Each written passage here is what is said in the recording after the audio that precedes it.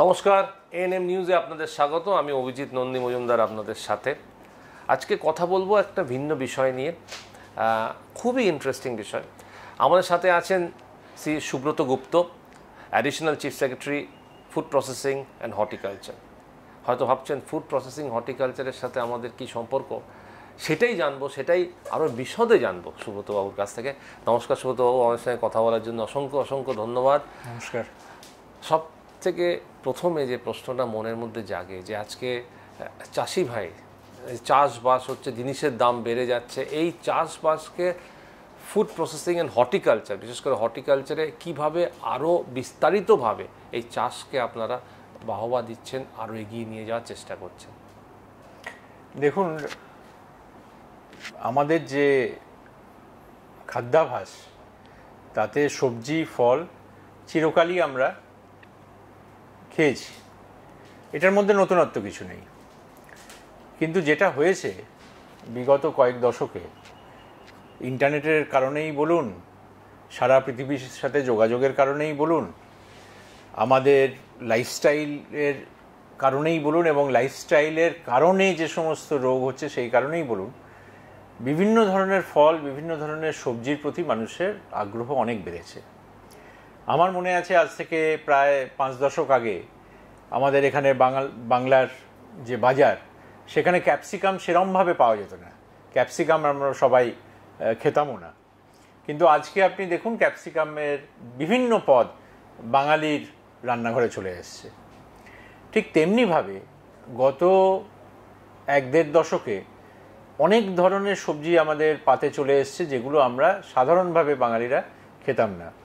যেমন আমাদের পকচয়, যেমন আমাদের চাইনিজ ক্যাবেজ, যেমন আমাদের বেল পেপার।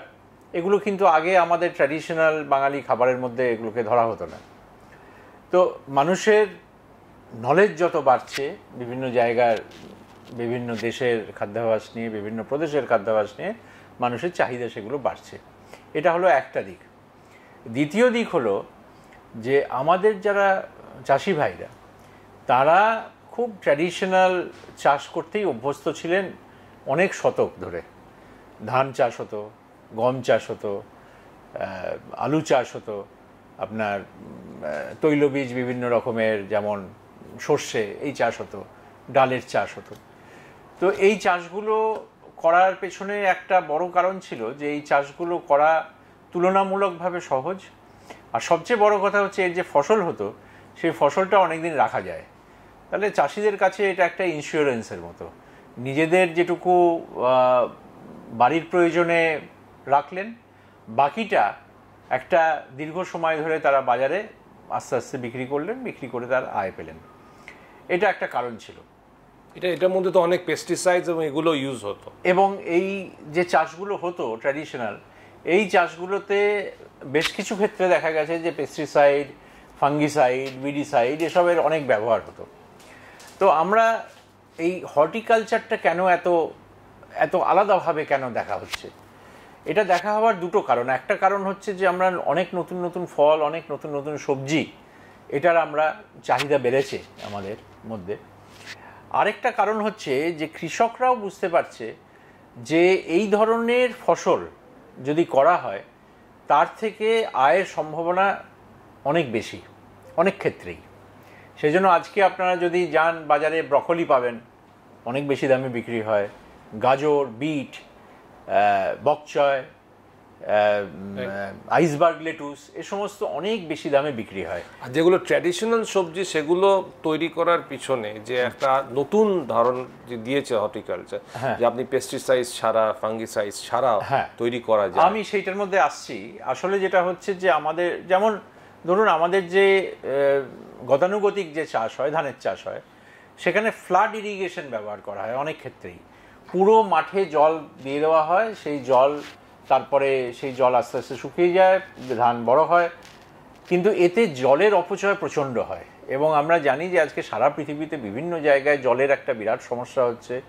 ভূগর্ভস্থ জল আমরা আনকন্ট্রোলডভাবে যদি তুলে সেটাকে যদি চাষের জন্যই হোক বা অন্য কোনো কাজেই ব্যবহার করি, তাহলে এমন একটা দিন আসবে যেদিন আমরা এই জলের এটা পাবো না, এই সোর্সটা আমরা সেভাবে পাবো না। সুতরাং জল কনজার্ভ করাটা একটা বড় দিক হয়ে দাঁড়িয়েছে। হর্টিকালচারে যেটা আমরা দেখছি যে এই যে ট্র্যাডিশনাল যে চাষগুলো হতো, এই ট্র্যাডিশনাল চাষগুলোতে আমরা যদি নতুন প্রযুক্তি ব্যবহার করতে পারি তাহলে বেশ কিছু অল্প জায়গায়, অল্প জলে, অল্প পেস্টিসাইডে আমরা অনেক উন্নত মানের ফসল করতে পারি। এর আমি দু একটা উদাহরণ দেব। আমরা যে জিনিসটায় খুব জোর দিচ্ছি এখন সেটা হচ্ছে প্লাস্টিকালচার। এখন আপনারা বলতেই পারেন যে প্লাস্টিকালচার মানে প্লাস্টিকের ব্যবহার করে চাষ করা। সারা পৃথিবীতে প্লাস্টিকের বিরুদ্ধে আমরা অনেক কিছু কথা শুনি যে প্লাস্টিক ব্যবহার করা ক্ষতিকর, প্লাস্টিক এনভায়রনমেন্টকে নষ্ট করে দেয়। এটা ঠিকই যে প্লাস্টিকের ব্যবহার যতটা সীমিত রাখা যায় ততটাই ভালো, কিন্তু প্লাস্টিকের কিছু ব্যবহার আছে যেটা আমাদের এনভায়রনমেন্টকে রক্ষা করার জন্য বিরাট সাহায্য করে। তার একটা বড় দিক হলো আমরা কৃষকদের বোঝাচ্ছি যে তোমরা খোলা মাঠে চাষ না করে প্লাস্টিকের ঘরে চাষটা করো, যেটাকে আমরা বলি পলি হাউস। এই পলি হাউস হচ্ছে একটা স্ট্রাকচার। এই স্ট্রাকচারে আমরা তার যে দেওয়াল, সেই দেওয়ালটা হয় প্লাস্টিকের ফিল্মের, একটা স্পেশাল ধরনের প্লাস্টিকের ফিল্ম। তার বিভিন্ন রকম ক্যারেক্টারিস্টিক আছে, আলট্রাভায়োলেট ঢুকতে দেয় না ইত্যাদি ইত্যাদি, অনেক আছে, তাপমাত্রা ভেতরে রক্ষিত হয় ইত্যাদি। কিন্তু এই প্লাস্টিকের ঘরে অর্থাৎ পলি হাউসে যদি আমরা চাষ করাতে পারি কৃষকদের দিয়ে, এখন পশ্চিমবঙ্গে অনেক জায়গায় পলি হাউসে চাষ হচ্ছে, তাহলে দেখা গেছে যে খোলা মাঠে চাষ করলে যতটা উৎপাদন হতে পারে কোনো ফসলের, পলি হাউসের মধ্যে চাষ করলে তার থেকে 2.5 থেকে 3 গুণ উৎপাদন হতে পারে। অর্থাৎ তার কম জায়গায় বেশি ফসল এবং তার থেকে লাভও অনেক বেশি কৃষকের। তবে এটা ঠিকই যে পলি হাউস তৈরি করার খরচ আছে এবং এই খরচের একটা বড় অংশ, এই খরচের 50% সরকার দেয় সাবসিডি হিসেবে। তো পলি হাউসের লাভ কী কী? 1 নম্বর হচ্ছে যে আমরা ভেতরে যে ফটোসিনথেসিস হয়, সালোক সংশ্লেষ, যেটার জন্য সবজি বলুন ফল বলুন যেটা তৈরি হয় গাছে, সেই ফটোসিনথেসিসের রেটটা অনেক বেড়ে যায় পলি হাউসের মধ্যে যদি করা যায়। দ্বিতীয় হচ্ছে যে যেহেতু এটা ওপেন ফিল্ড নয়, খোলা মাঠ নয়, মাটির যে আর্দ্রতা, সেই আর্দ্রতাটা কিন্তু রক্ষিত হয়। এখানে কিন্তু জলের লস, এভাপোরেশন লস অনেক কম হয়, অর্থাৎ আমার জলের ব্যবহার কমে যায়। তৃতীয় হচ্ছে পলি হাউসে কোনো পোকামাকড় ঢুকতে পারে না, খুবই অল্প ঢুকতে পারে। সুতরাং পলি হাউসের মধ্যে পোকামাকড় যেহেতু ঢুকতে পারে না, আমার পেস্টিসাইডের ব্যবহার কমে যায়। পলি হাউসের মধ্যে বৃষ্টির জল এসে সেরমভাবে পড়তে পারে না, তার ফলে ভেতরে যে আমাদের যে মাটির মধ্যে যে সমস্ত সার আছে, যে নিউট্রিশন আছে, সেগুলো জলে গুলে বেরিয়ে যায় না। সুতরাং আমাদের সারের ব্যবহার কম হয়, উইডিসাইডের ব্যবহার কম হয়, ফাঙ্গিসাইডের ব্যবহার কম হয়। অর্থাৎ ওভারঅল আমার যে ফসল তৈরি হয় সে ফসলের গুণমান অনেক ভালো হয়। আর যেহেতু উৎপাদনও বেশি হয়, চাষির কাছে এটা অনেক বেশি লাভজনক। ঠিক একইভাবে আমরা আরেকটা জিনিসও খুব জোর দিচ্ছি এখন, সেটা হলো পলি মালচিং। পলি মালচিং হলো যে খোলা মাঠেই চাষ হচ্ছে, যে সমস্ত সবজি, যে সমস্ত ফল আমরা পলি হাউসের মধ্যে করতে পারবো না, যেমন আমরা আম গাছ পলি হাউসের মধ্যে করতে পারবো না, লিচু বা পেয়ারা পলি হাউসের মধ্যে করতে পারবো না। তো এই যে সমস্ত গাছ যেগুলো আমাদের খোলা মাঠে করতে হবে, সেখানে আমরা মাঠের মাটিটাকে এক ধরনের স্পেশাল প্লাস্টিক ফিল্ম দিয়ে ঢেকে দিচ্ছি। তাতে আমাদের মাটির আর্দ্রতা বজায় থাকছে, মাটি শুকনো হয়ে যাচ্ছে না, সুতরাং জলের প্রয়োজন কমে যাচ্ছে। তার সাথে আমরা ড্রিপ ইরিগেশন দিচ্ছি, ফোঁটা ফোঁটা জল গাছের গোড়ায় ঠিক পৌঁছে যাচ্ছে, যেটুকু দরকার সেটুকু। আর সেই জলের সাথে আমরা যেটুকু সার দরকার সেটুকু সারই দিচ্ছি, আমরা বেশি সার দিচ্ছি না। তার ফলে সারের ওপর যে খরচ সেটাও কমে যাচ্ছে। এবং এই মালচিং করার ফলে আরেকটা জিনিস হচ্ছে যে গাছের গোড়ায় বিভিন্ন ধরনের যে আগাছা, সেগুলো হওয়ার সুযোগ পাচ্ছে না, কারণ মাটিটা তো প্লাস্টিক দিয়ে কাভার্ড। সুতরাং যেহেতু ওটা হচ্ছে না, তারা ওই গাছের পুষ্টিটা নিয়ে নিতে পারছে না। আর আরেকটা বড় লাভ হচ্ছে যে কৃষককে অতিরিক্ত মজুর লাগিয়ে সেই সব আগাছাগুলোকে তুলতে হচ্ছে না, সুতরাং সেখানেও সাশ্রয়। তো এই মালচিংটা আমরা দেখেছি গত 2 বছরে আমাদের রাজ্যে বিভিন্ন জেলায় কৃষকরা খুব ভালোভাবে নিয়েছে এবং অনেক জায়গায় এটা ব্যবহার শুরু হয়েছে। এখন আমরা নিখরচায় দিয়ে দিচ্ছি কৃষকদের, কারণ তাদের অভ্যেসটা তৈরি করানোর জন্য। এবং আমরা মনে করি যে আগামী 2-3 বছর 4 বছরে যখন তারা বুঝতে পারবে এর লাভটা কতখানি, তখন তারা নিজেরাই এটা ব্যবহার করতে শুরু করবে। এই দুটো পদ্ধতি। হ্যাঁ। আচ্ছা, এখানে একটা কথা জিজ্ঞেস করি, এই যে ধরুন আমাদের দৈনন্দিন জীবনে যে সবজিগুলো ব্যবহার করি আমরা, বাঁধাকপি, ফুলকপি, বেগুন, পটল, ঝিঙে, এগুলো কি আপনাদের এই নতুন পদ্ধতিতে, হর্টিকালচারের পদ্ধতিতে তৈরি করছে চাষিরা? আমি বললে পরে কি এই পদ্ধতিতে তৈরি করা, যে কম পেস্টিসাইডে, কম ফাঙ্গিসাইডে করা, এগুলো কি বাজারে দেখুন, আসছে? এটা কৃষকদের মানে যে অভ্যেস, সেই অভ্যেস বদলানো একটা খুব সময় সাপেক্ষ ব্যাপার, অনেক সিজন লাগবে। কিন্তু আমরা যেটা করছি, আমরা প্রতিটি জেলায় বেশ কিছু জায়গায়, বিশেষ করে প্রগতিশীল চাষি যারা, তাদের কাছে এই প্রযুক্তিগুলো আমরা দিয়ে দিচ্ছি, তাদের প্রশিক্ষণ দিচ্ছি।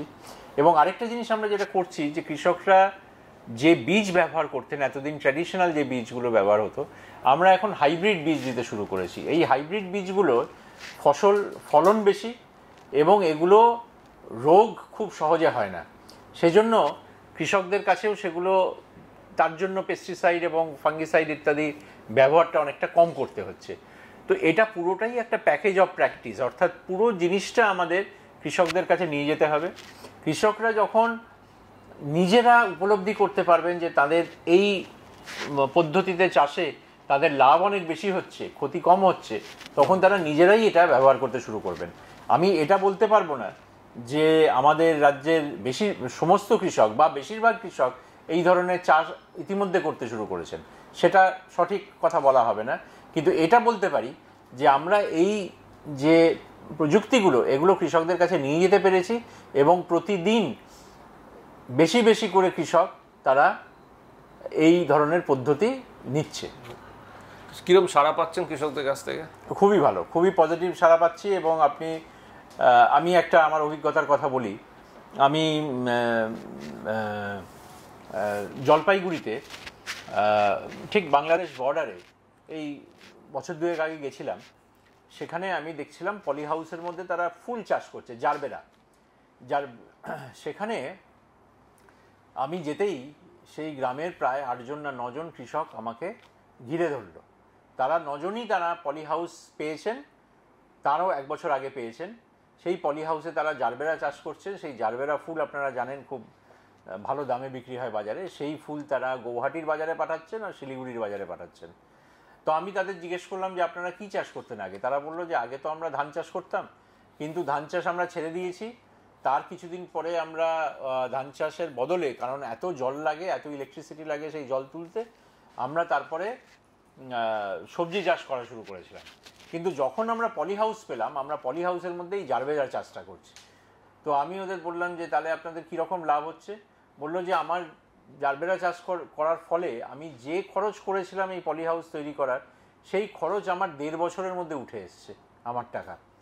তো আপনার কাছে অনুরোধ, আপনারা আমাদের আর একটা করে ইউনিট স্যাংশন করে দিন। তা আমি ওদের বললাম যে আমি চেষ্টা করব, আমরা তো সব জায়গায় দিচ্ছি, সুতরাং সবাইকেই ভাগ করে করে দিতে হবে। তো আপনারাও নিশ্চয়ই পাবেন, যেহেতু আপনারা করছেন, কিন্তু আপনাদের পেতে হয়তো অন্যরা পাবে, তারপরে আপনারা পাবেন। তো এইটা হচ্ছে কৃষকদের রেসপন্স। যেখানে যেখানে কৃষকরা পলি হাউস এ চাষ করছেন, আমরা প্রায় 95% জায়গায় দেখছি তারা অতিরিক্ত দাবি করছেন এই পলি হাউসের জন্য। তো এখানে একটা খুব বড় কথা বললেন যে প্লাস্টিক, যেখানে প্লাস্টিক বর্জন করার কথা বলে সারা দুনিয়া, সেইখানে প্লাস্টিককে কিভাবে আপনারা সফলভাবে ব্যবহার করতে পারছেন। তো এটা পশ্চিমবঙ্গে কতটা জায়গায় করতে পেরেছেন এখনো পর্যন্ত, আর ভবিষ্যতে পরিকল্পনা কি? দেখুন, আমরা প্রতি বছরই 2 লক্ষ থেকে 3 লক্ষ স্কোয়ার মিটার এরকম পলি হাউস করতে পারছি এখন অবধি। আমরা আশা করছি যে এই সংখ্যাটাকে আমরা 2 থেকে 3 গুণ করে ফেলতে পারবো আগামী দিনে। কিভাবে পারবো সেটাও একটু বলে দিই। এটাও একটা ছোট্ট গল্প, তার থেকে আপনারা বুঝতে পারবেন। দার্জিলিংয়ে এবং কালিম্পংয়ে যেহেতু পাহাড়ি জায়গা, এখানে আর বৃষ্টিও হয় অনেক মাস বছরে, ধসের একটা সমস্যা আছে। আর একটা সমস্যা আছে, সেটা হচ্ছে হনুমান এবং অন্যান্য বন্য জানোয়ার টানোয়ার যারা ফসল নষ্ট করে দেয়। তো আমি বছর 2 আগে এই লাভাতে একটা গ্রামে গেছিলাম। সেখানে রাত্রিবাস করেছিলাম। তো সেখানে আমাকে ওখানকার কিছু কয়েকটি গ্রামের কৃষকরা, বিশেষ করে মহিলারা, তারা রাত্রে আমার সাথে দেখা করতে এসেছিলেন 4 ঘন্টা হিটে। তারা এসে বললেন যে আমরা কোনো সরকারি সাহায্য পাচ্ছি না, আপনারা আমাদের স্কিমটা করে দিন। তাই আমি বললাম আপনারা তো পলি হাউস করতে চান, তো কেন করতে পারছেন না? বললেন যে আপনারা যে 50% যে যেটা বেনিফিশিয়ারির যেটা শেয়ার, সরকার তো 50% দেবে, বাকি 50% তো আমাকে দিতে হবে। এই 50% দেওয়ার সামর্থ্য আমাদের নেই, আপনি 100% ফ্রি করে দেন। তো আমি ওদের বললাম যে সরকারি এই প্রকল্প তো আমি আপনাদের জন্য আলাদা কিছু করতে পারি না, এটা যা প্রকল্পের যা নিয়ম নীতি আছে তার মধ্যেই করতে হবে। বললো তা সেটা যদি হয় তাহলে আমরা এটা কোনোদিনই পাবো না। আমি বললাম ঠিক আছে, এক রাত চিন্তা করতে দিন, কালকে সকালে ফেরত আসুন। পরের দিন সকালে তারা এলেন। আমি বললাম আচ্ছা, আমি দেখছি আপনাদের এখানে প্রচুর বাঁশঝাড় আছে, এই বাঁশঝাড় তো আপনাদের? ওরা বললো হ্যাঁ, এ তো আমাদেরই। বললো এই বাঁশ আপনারা দিতে পারবেন? বললো হ্যাঁ, কেন দিতে পারবো না। আর বললাম যে আপনারা শ্রম দিতে পারবেন? ওরা বললো যে হ্যাঁ, শ্রম কিভাবে দিতে হবে? আমি বললাম যে আমরা প্রকল্প আমি যদি আপনাদের প্রশিক্ষণ দিই, প্রশিক্ষণ দেওয়ার ব্যবস্থা করি, তাহলে কি আপনি এটা করতে পারবেন?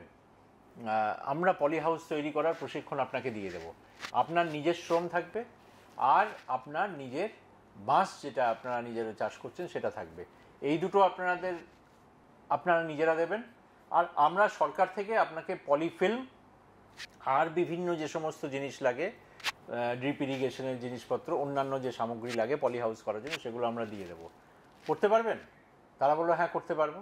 আমরা ঠিক আছে, আমরা কলকাতায় গিয়ে এটাকে ডিজাইন করে দেখি যে এই শ্রম এবং বাঁশ মিলিয়ে কত হচ্ছে। যেটা দাঁড়ালো যে আমরা হিসেব নিকেশ করে দেখলাম যে এই দুটো মিলিয়ে মোটামুটি 50% হয়ে গেল। অর্থাৎ ওদের শেয়ারটা ওদের শ্রম আর ওদের বাঁশ দিয়েই কাভার্ড হয়ে গেল, আর আমরা দিয়ে দিলাম বাকি জিনিস আর প্রশিক্ষণ। এই করে 15 মাসের মধ্যে প্রায় 3000 পলি হাউস তৈরি হলো শুধুমাত্র কালিম্পং এবং দার্জিলিং জেলায়। এবং আপনি যদি এখন যান দেখবেন যে পাহাড়ের সাইড ভর্তি হয়ে গেছে এই পলি হাউসে। আমি একজন কৃষককে জিজ্ঞেস করলাম আপনাদের কি লাভ হলো এতে? বললো আগে আমরা বছরে 3 মাস চাষ করতে পারতাম, এখন আমরা বছরে 8 থেকে 9 মাস চাষ করতে পারি। তো এই ইম্প্যাক্ট যেটা আমরা পাহাড়ে পেয়েছি, এই ইম্প্যাক্ট আমরা সমতলেও পাবো। সমতলে আমাদের যে পরিকল্পনা, সেই পরিকল্পনাটা একটু বদল করতে হবে, কারণ সমতলের যা স্থিতি তাতে একটু অন্যরকম ডিজাইন করতে হবে। কিন্তু আমার ধারণা এটা আমরা করতে পারবো এবং আগামী দিনে আমরা এই পলি হাউসটাকে পপুলারাইজ করে ফেলতে পারবো সব জায়গায়। শেষমেশ জিজ্ঞেস করবো আপনাদের ভবিষ্যতের পরিকল্পনা, পলি হাউস সমেত আর কি কি পরিকল্পনা নিয়েছেন? দেখুন, আমাদের অনেকগুলো জিনিস আছে। একদিকে আমরা বেশ কিছু এক্সোটিক গাছ পপুলারাইজ করার চেষ্টা করছি। এক্সোটিক বলতে যেমন ধরুন আভোকাডো, আমরা আভোকাডো চাষ শুরু করেছি। অনেক আভোকাডো চারা আমরা দক্ষিণে কুনুর থেকে, তামিলনাড়ু থেকে আনিয়ে কৃষকদের মধ্যে দিয়েছি। আমরা কিউই চাষ শুরু করেছি পাহাড়ে, সেটাও মোটামুটি সাকসেস পাচ্ছি। আমরা বেশ কিছু ফল সেগুলো আমরা ইন্ট্রোডিউস করতে পেরেছি এবং সেটা খুব সাফল্যের সাথে হচ্ছে। আপনি জানেন যে আমাদের পশ্চিমাঞ্চলে একটা জলের সমস্যা আছে, বিশেষ করে পুরুলিয়া, বাঁকুড়া ইত্যাদি। এখানে কৃষকরা ধান চাষ করতো, বৃষ্টি হলে ধান চাষ হতো, বৃষ্টি না হলে ধান চাষ হতো না। আমরা সেখানে তাদের ওইখান থেকে সরিয়ে নিয়ে এসে তাদের আম চাষ করাচ্ছি এবং কলা চাষ করাচ্ছি। অত্যন্ত সাফল্যের সাথে তারা করছেন। আমি গত 2 বছরে দেখেছি বেশ কিছু কৃষক কয়েক হাজার একর জমি কলা এবং আম্রপালি আমে ঢেকে গেছে এবং তারা ভালো প্রফিট করছেন। সুতরাং আমরা একদিকে নতুন ধরনের ফল এবং নতুন ধরনের সবজি কৃষকদের কাছে নিয়ে যাচ্ছি যার থেকে লাভ হতে পারে। আর দ্বিতীয় আরেকটা জিনিস করছি, সেটা আমরা এখনো বিরাট সাফল্য পাইনি কিন্তু কাজটা শুরু করেছি।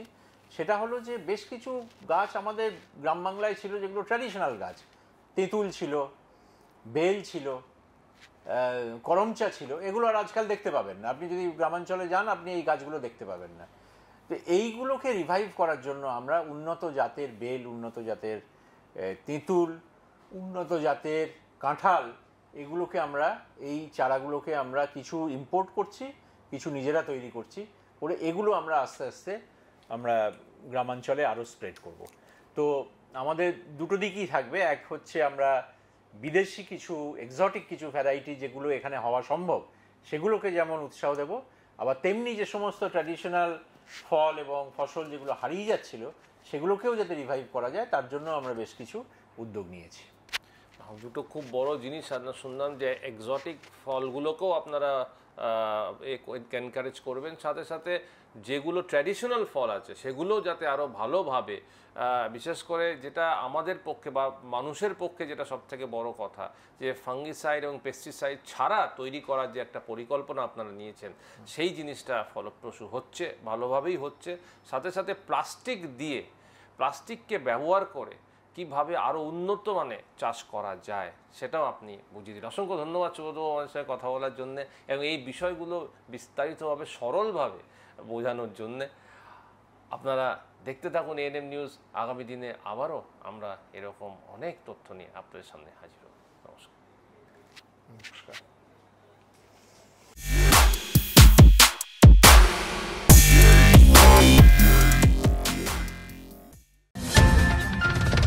और खबरों के लिए सब्सक्राइब कीजिए एएनएम न्यूज़, बेल आइकन दबाकर रहिए सबसे आगे।